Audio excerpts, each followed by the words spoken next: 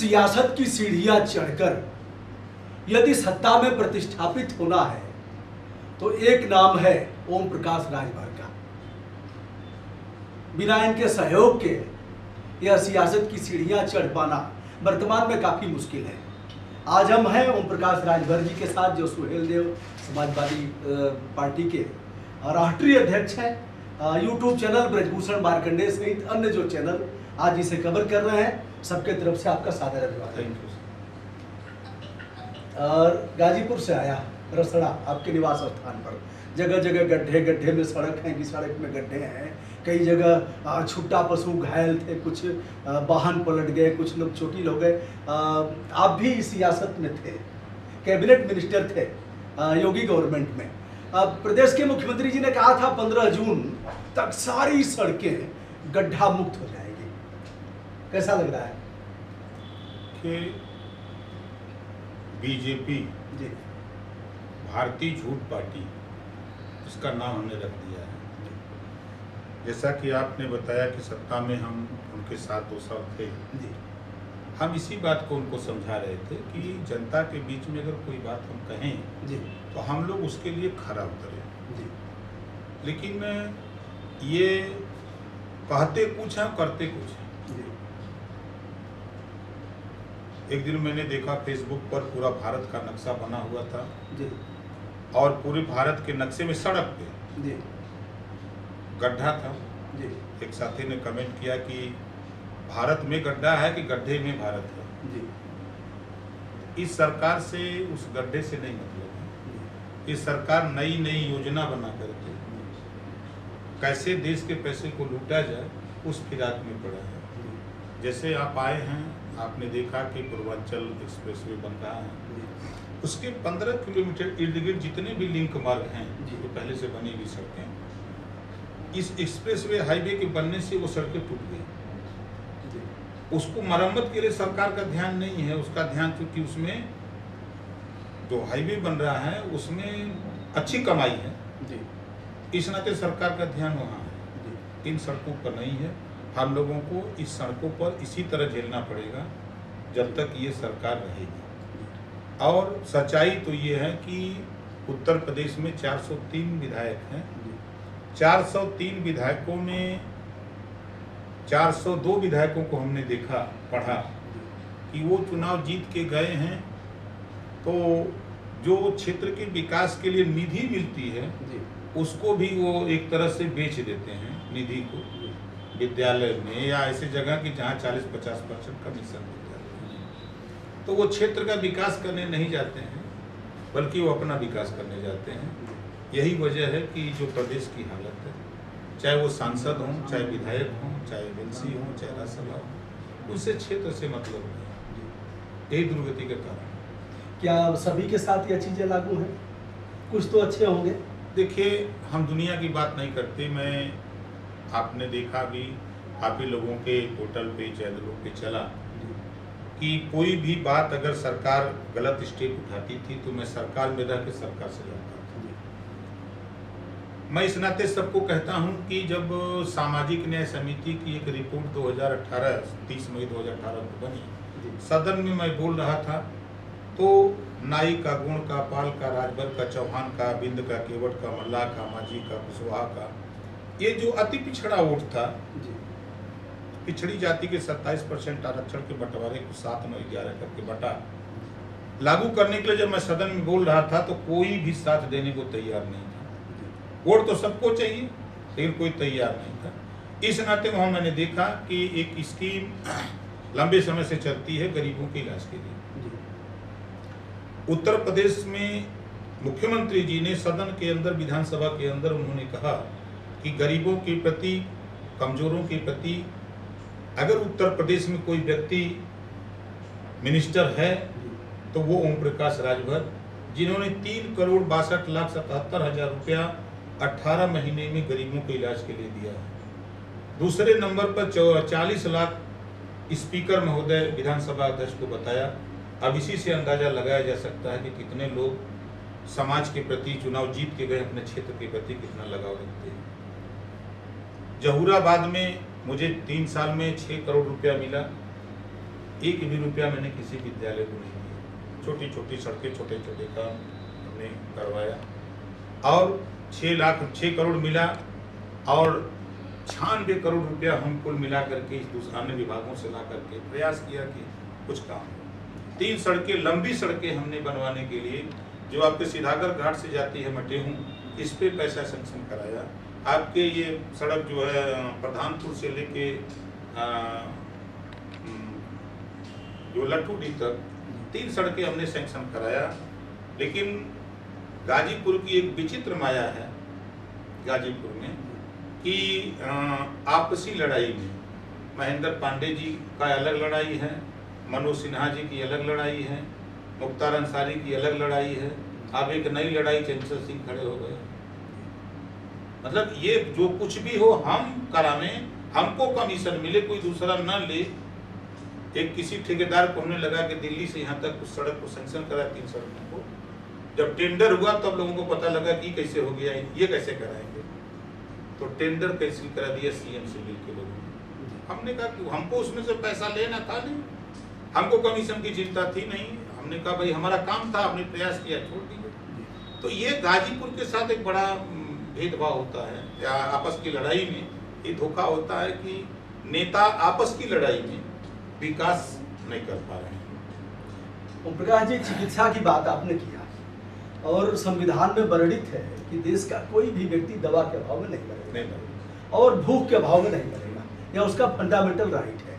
गाजीपुर जहाँ से आप विधानसभा का प्रतिनिधित्व कर रहे हैं, जहूराबाद, वो गाजीपुर में है और वहाँ एक भी सर्जन 3 साल से नहीं है। जब मुख्यमंत्री जी आए थे तो एक सर्जन वाराणसी से और दूसरा सर्जन आजमगढ़ से बुलाया गया था। आयुष्मान योजना और यह योजना इलाज, तो इससे किस रूप में देख रहे हैं? क्या इसे सदन में उठाना चाहेंगे? गाजीपुर ऐसा जिला जहाँ से आपने कई नाम लिया है। देखिए, इस मामले को मैं सदन में तो छोड़ दीजिए, स्वास्थ्य मंत्री से, मुख्यमंत्री से मिलकर भी इस बात को कहा। मैं साथ में पूर्व प्रमुख कासिमाबाद देवेंद्र सिंह को लेके गया था। उन्होंने इस बात को हमसे कहा, तुमको चलो आप मेरे साथ कम से कम गवाह तो रहोगे। देखिए, सबसे बड़ी बात है कि सरकार की जो मंशा है, मंशा साथ नहीं, भेदभाव है। अब जैसे अभी आपने, मैं भेदभाव क्यों कहता हूँ, 8 जिले में उपचुनाव है, वहाँ 24 घंटा बिजली तब तक रहेगी जब तक चुनाव होगा।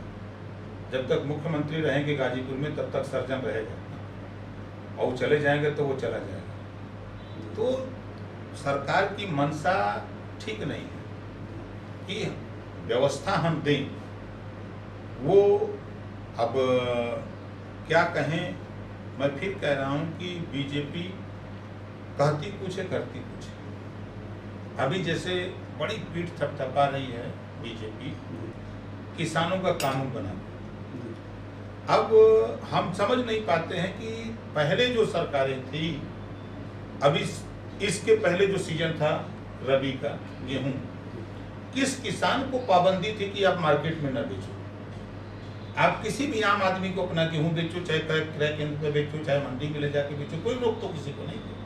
अब ये अपनी पीठ तक थपा रहे हैं कि हमने ये कानून पास कर दिया कि किसान अब ले जाके चाहे जहां मन हो वहां बेच सकता, अच्छा दाम ले सकता है। भाई रोक कहाँ थी किसान को?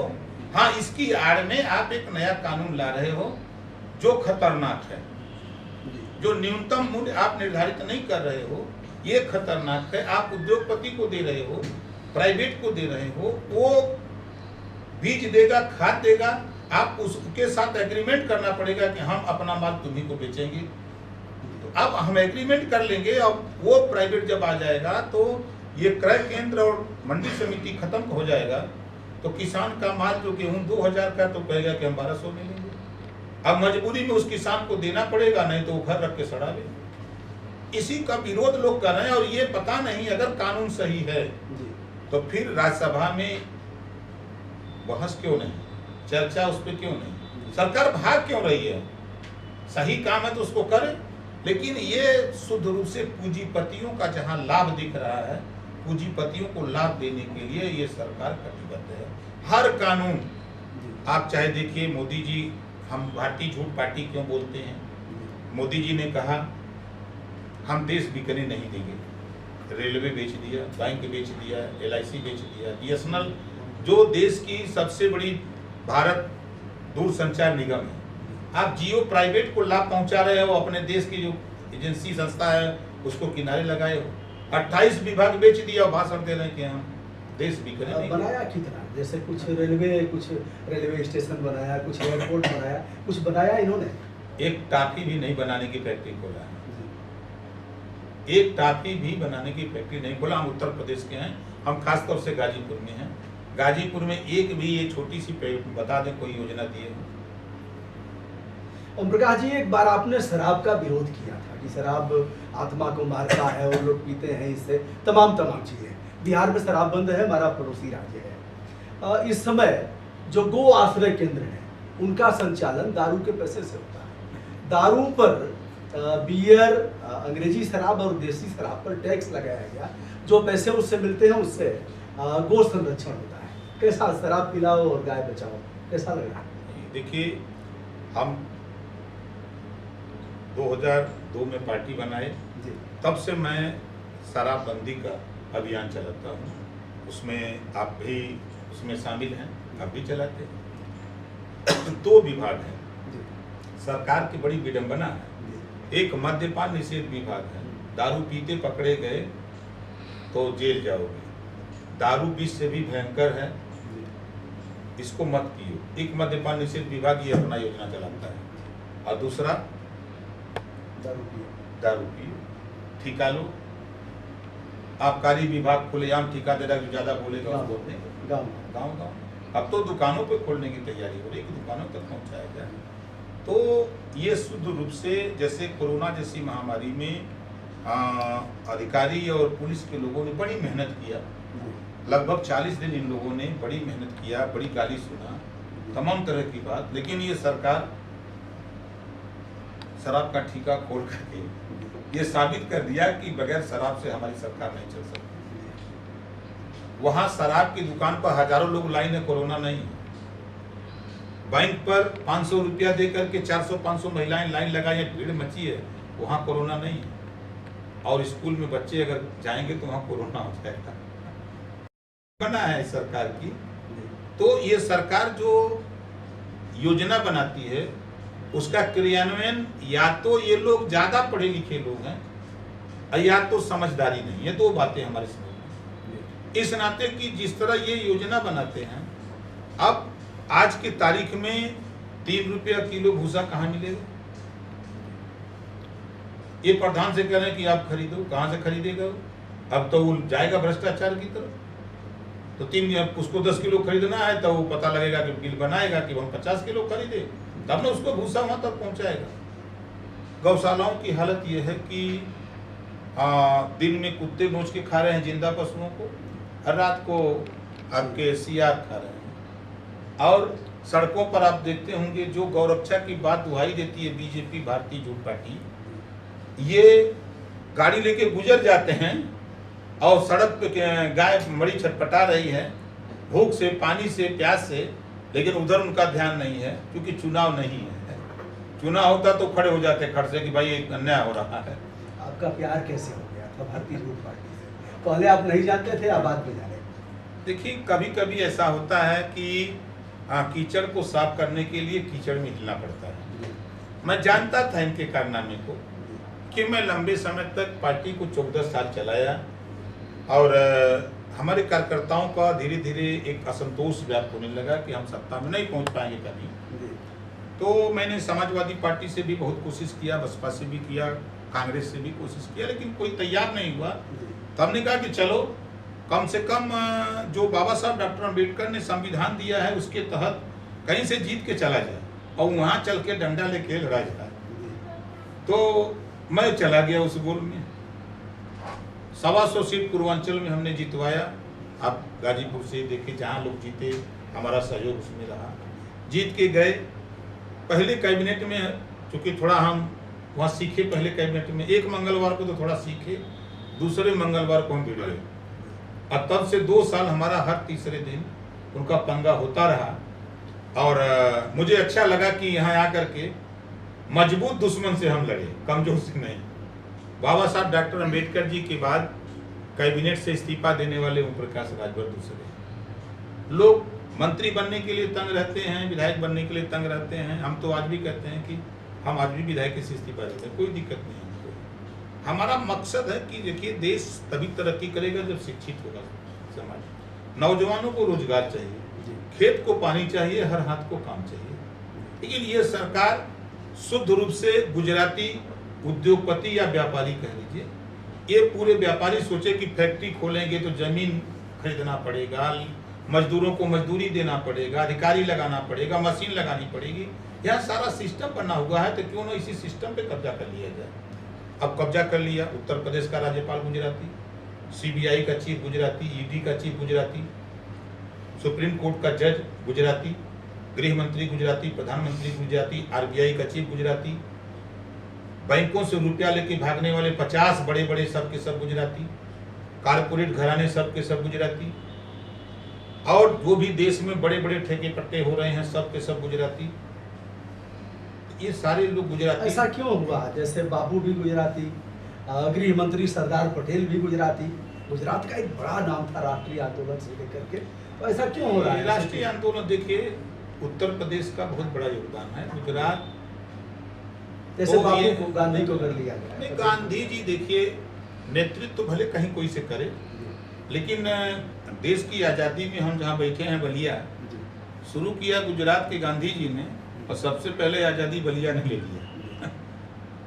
सबसे पहले आज़ादी बलिया ने ले लिया, तो पहले तो गुजरात को आज़ाद होना चाहिए, तो बलिया कैसे हो गया? तो ये उत्तर प्रदेश एक बड़ा प्रदेश है।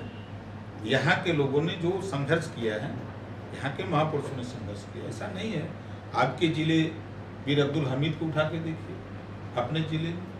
तो इसी तरह 75 जिले में हमारे महापुरुषों ने काफ़ी संघर्ष किया है आज़ादी की लड़ाई में।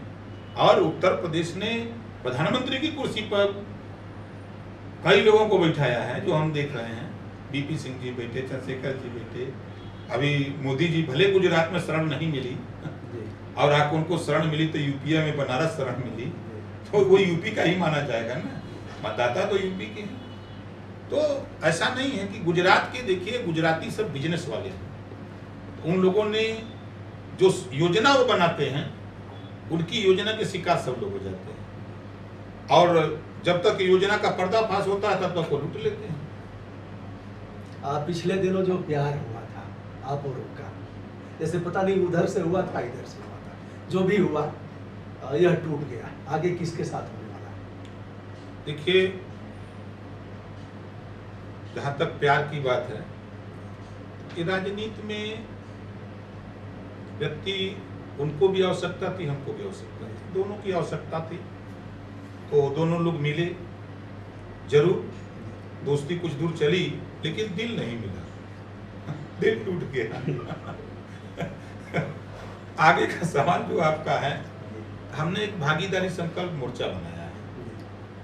माननीय बाबू सिंह कुशवाहा, उनकी पार्टी है जन अधिकार पार्टी, श्रीमती किसड़ा पटेल अपना दल, अनिल चौहान जनता क्रांति पार्टी, प्रेमचंद प्रजापति, बाबू रामपाल, रामधनी बिंद, रामकरण कश्यप, ओम प्रकाश राजभर, ये 8 लोग मिलकर के हम लोगों ने भागीदारी संकल्प मोर्चा बनाया। और उत्तर प्रदेश में हम सबको दावत दे रहे हैं, हमारा विकल्प खुला है। जो इस लड़ाई में हमारी विचारधारा से जो सहमत है, वो हमारे मोर्चे में आवे, हम उसका स्वागत करते हैं। हम किसी के साथ जाने वाले नहीं। और आपको विश्वास दिलाता हूँ, एक उदाहरण पेश करता हूँ। भाटपा रानी बाई इलेक्शन था, समाजवादी पार्टी की सरकार थी, और पंडित जी विधायक थे, तो डेथ हो गई थी।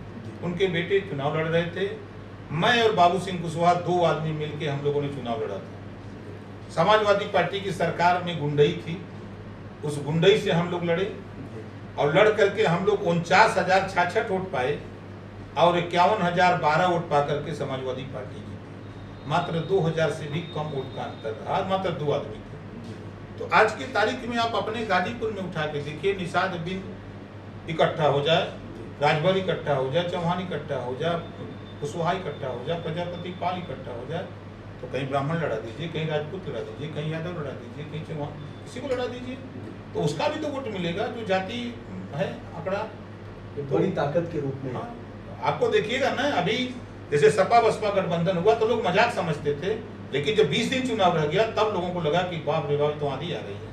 176 सीट जीत गए थे, 403 सीट पे चुनाव लड़ेंगे। हम लोग एकदम लगे काम में, हम लोग बैठे नहीं हैं। हम लोग समझ लें कि 24 घंटे में 18 घंटे 16 घंटे हमारे सभी नेता काम कर रहे हैं। क्या यह नहीं लगता कि लंबे समय से फाइट करते करते धरना प्रदर्शन घेराव थाना तहसील जैसे शुरुआत तो यहीं से हुई, आज भी हो ही रही है कार्यकर्ताओं के लिए ऐसे तैसे, यह नहीं लग रहा है कि सत्ता स्मुक्त नहीं करेगी और केवल विपक्ष में और ऐसे करके लगातार लड़ते रहेंगे?